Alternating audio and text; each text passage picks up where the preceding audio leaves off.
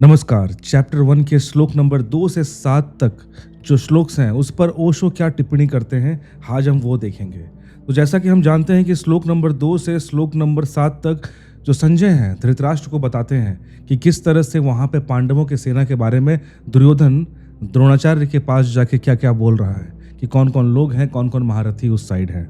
ओशो कहते हैं कि मनुष्य का मन जब हीनता की ग्रंथि से यानी इन्फीरियरिटी कॉम्प्लेक्स से पीड़ित होता है, जब मनुष्य का मन अपने को भीतर हीन भावना से देखता है और समझता है, तब सदा ही अपनी श्रेष्ठता की चर्चा से शुरुआत करता है। लेकिन जब हीन व्यक्ति नहीं होते, तब सदा ही दूसरों की श्रेष्ठता से चर्चा स्टार्ट करता है। यह दुर्योधन कह रहा है द्रोणाचार्य से कि पांडवों की सेना में कौन कौन महारथी हैं, कौन कौन महायोद्धा इकट्ठा हुए हैं, इससे वो शुरू कर रहा है। तो यहाँ पे हमने देखा था, जैसे हम अगर भागवत गीता पढ़ें तो वहाँ मालूम पड़ता है कि संजय धृतराष्ट्र को समझा रहे हैं कि दुर्योधन जो है वो द्रोणाचार्य के पास गया और वो ये बता रहा है कि पांडवों के साइड कौन कौन है, कौन कौन महारथी हैं। तो ओशो यहाँ पे यही बोल रहे हैं कि जब हम इन्फीरियरिटी कॉम्प्लेक्स से रहते हैं ना, कि अपने अंदर ही हीन भावना से हैं, अपने आप पे कॉन्फिडेंस नहीं है, तब हम हमेशा शुरुआत खुद से करते हैं अपने बारे में, अपनी तारीफ, अपनी ताकत के बारे में। लेकिन जब हमें अपने आप पे कोई डाउट नहीं होता, तब हम सदा सामने वाला प्रतिद्वंदी है, ओपोनेंट है, उससे स्टार्ट करते हैं। तो यहाँ पे ओशो यही बोल रहे हैं कि दुर्योधन ने दूसरों की तारीफ, मतलब पांडवों की तारीफ से शुरुआत की। यह बड़ी प्रतीक है, बड़ी सिंबॉलिक बात है। साधारणतः शत्रु की प्रशंसा से बात शुरू नहीं की जाती, साधारणतः शत्रु की निंदा से बात शुरू की होती है। साधारणतः शत्रु के साथ अपनी प्रशंसा से बात शुरू होती है। शत्रु की सेना में कौन कौन महावीर इकट्ठे हैं, दुर्योधन उनसे बात शुरू कर रहा है। तो ये बहुत ही सिंबॉलिक बात ओशो की नज़र में है कि एक इंसान जो कि इन्फीरियरिटी कॉम्प्लेक्स से ग्रसित नहीं होगा, खुद पर जिसको विश्वास होगा, वो हमेशा से ही सामने वाले अपने प्रतिद्वंदी, अपने दुश्मन की तारीफ से शुरुआत करता है। और दुर्योधन यहाँ पे वही कर रहा है। एक तरह से ओशो इस चीज़ को अप्रिशिएट कर रहे हैं। दुर्योधन कैसा भी व्यक्ति हो, इन्फीरियरिटी कॉम्प्लेक्स से पीड़ित व्यक्ति नहीं है, हीनता की ग्रंथि से पीड़ित व्यक्ति नहीं है। और यह बड़े मजे की बात है कि अच्छा आदमी भी अगर हीनता की ग्रंथि से पीड़ित हो तो उसे बुरे आदमी से बदतर होता है जो हीनता की ग्रंथि से पीड़ित नहीं है। दूसरों की प्रशंसा से केवल वही शुरू कर सकता है जो अपने प्रति बिल्कुल आश्वस्त है। तो यहाँ पे एक बात ओशो ने कही कि एक अच्छा इंसान है और एक बुरा इंसान है। और एक अच्छा इंसान अगर वो इन्फीरियरिटी कॉम्प्लेक्स का शिकार है, मतलब अपने प्रति हीन भावना रखता है, और दूसरा जिसको हम बुरा इंसान कह रहे हैं परंतु वो खुद पर विश्वास करता है और इन्फीरियरिटी कॉम्प्लेक्स का शिकार नहीं है, तो ये इंसान हमेशा इस अच्छे इंसान से बेहतर प्रदर्शन करेगा, बेहतर रिजल्ट देगा हमेशा। तो यह एक बुनियादी अंतर सदियों में पड़ा है। बुरे आदमी पहले भी थे, अच्छे आदमी पहले भी थे। ऐसा नहीं है कि आज बुरे आदमी बढ़ गए हैं और अच्छे आदमी कम हो गए हैं। आज भी बुरे आदमी उतने ही हैं और अच्छे आदमी उतने ही हैं। तो अंतर क्या पड़ा? तो ओशो ने एक सवाल उठा दिया कि भाई अच्छे बुरे हर युग में लोग रहे हैं। ऐसा नहीं कि आजकल देखना आप दोस्तों, लोगों को बोलते हुए सुनना कि आजकल यार ना बहुत पाप बढ़ गया है, बहुत क्राइम बढ़ गया है, मर्डर, रेप, ये सब बहुत बढ़ गया है। आपने सुना होगा, आपने भी शायद ये बात कहा होगा। क्यों? क्योंकि हम इंटरनेट के थ्रू बहुत चीज़ें अब देख पा रहे हैं, पर पहले हम देख नहीं पाते थे, तो हमें लगता था कि दुनिया में कुछ हो ही नहीं रहा। पर ओशो यहाँ पे एक बात साफ साफ बोल रहे हैं कि जितना अच्छे आदमी और बुरे आदमी आज हैं, उसी रेशियो में अच्छे बुरे आदमी पहले भी थे और हर युग में थे और हमेशा रहेंगे। निरंतर धर्म का विचार करने वाले लोग ऐसा प्रचार करते रहे हैं कि पहले लोग अच्छे थे, अब लोग बुरे हो गए हैं। ऐसी उनकी धारणा मेरे ख्याल में बुनियादी रूप से गलत है। ये तो मैंने भी सुना है कि अपने दादा मुझे बोला करते थे, नहीं पहले बहुत ईमानदार लोग रहा करते थे, कहीं पे कोई झोला सामान लेके आओ और उसको रोड के किनारे रख दो और आप कहीं चले जाओ, फिर भी तुम वापस आओगे तो झोला वहीं मिलेगा तुमको, कोई नहीं ले जाएगा। इस टाइप की बहुत सी बातें मैंने सुनी हैं।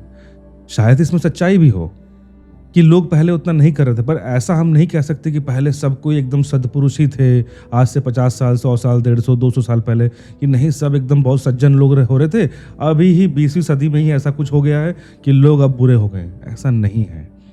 तो ओशो यही बोल रहे हैं कि इसमें एक बुनियादी रूप से गलती है। क्या गलती है? बुरे आदमी सदा थे, अच्छे आदमी भी सदा थे, हमेशा से हैं। अंतर इतना ऊपरी नहीं है, अंतर बहुत भीतरी पड़ा है।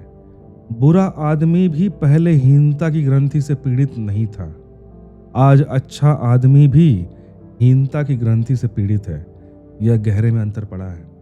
ओशो ने कहा कि पहले समय में जो बुरा इंसान है वो भी कॉन्फिडेंट था अपने आप पर, वो भी इन्फेरिटी कॉम्प्लेक्स का शिकार नहीं था, उसको एटलीस्ट अपने आप पर आत्मविश्वास था। और आज के डेट में क्या हो गया है, जो अच्छा इंसान है ना, उसको भी अपने आप पर भरोसा नहीं है। बुरा आदमी छोड़ो, अच्छे आदमी, जो अच्छे आदमी हैं उनको भी अपने आप पर डाउट है, हीनता में ग्रसित है। तो ओशो ने यही बोला कि ये एक बहुत बड़ा बदलाव आया है।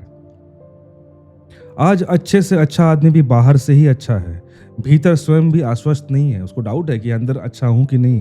और ध्यान रहे, जिस आदमी का आश्वासन स्वयं पर नहीं, उसकी अच्छाई टिकने वाली अच्छाई नहीं हो सकती।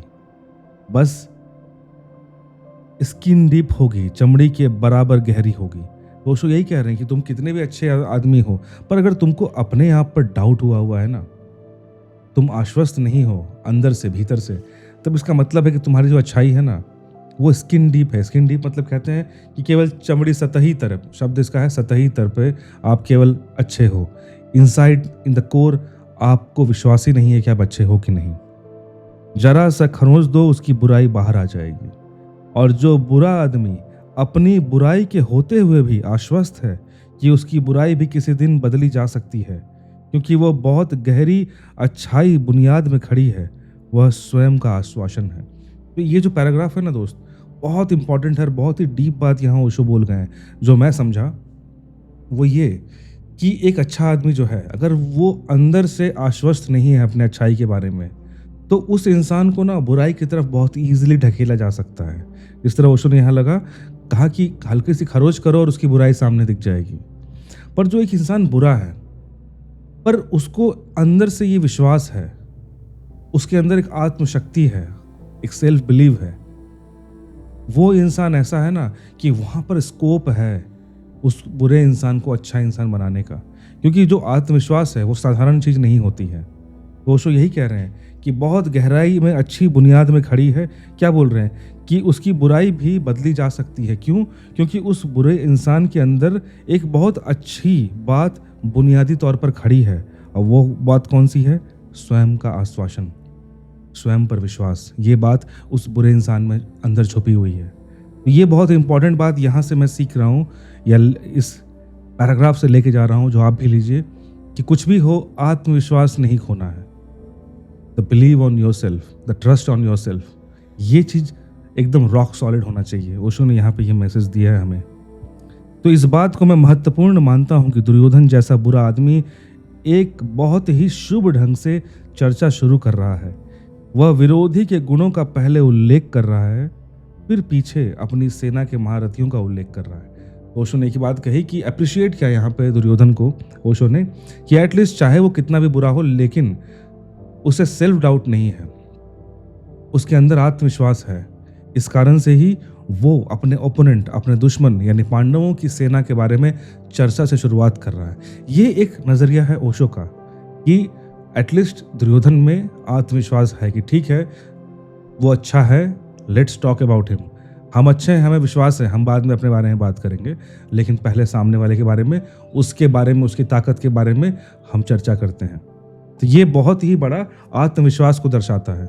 लेकिन तुम अक्सर देखना, जो कमज़ोर होते हैं ना, जिन्हें अपने आप पे विश्वास नहीं है, वो पहले ही लड़ाई से पहले ही खूब चिल्लाते हैं, अपने बारे में कर देंगे, मैं ये हूँ, मैं वो हूँ, मैं ये कर दूंगा, वो कर दूंगा। वो अंदर से इतना कमज़ोर है कि उसे लग रहा है ना कि मेरी कमज़ोरी दिख ना जाए, इसलिए वो चिल्ला रहा है पागलों की तरह, और अंदर से वो बहुत कमज़ोर है। तो ये चीज़ इस पैराग्राफ और इस कह सकते हैं कि ये जो पूरा का पूरा हमने पढ़ा, ओशो ये मैसेज हमें दिए हैं। और छोटा सा वीडियो है ये, लेकिन मैसेज बहुत स्ट्रांग है, और ये कि आत्मविश्वास हमें नहीं खोना है, चाहे जो हो। हम बाहर से अच्छे रहें, बुरे दिखे, अंदर विश्वास होना चाहिए। अदरवाइज अगर अंदर बुराई है, अंदर अगर आत्मविश्वास नहीं है, तो बाहर की अच्छाई ज़्यादा दिन तक टिकेगी नहीं। और अगर अंदर आत्मविश्वास है, तो बाहर की बुराई अगर है भी, तो आज नहीं तो कल उसको बदला जा सकता है, उसमें उम्मीद है। आई होप आपको ये पार्ट अच्छा लगा हो। See you in the next video. Till then, stay healthy, stay happy. Piece.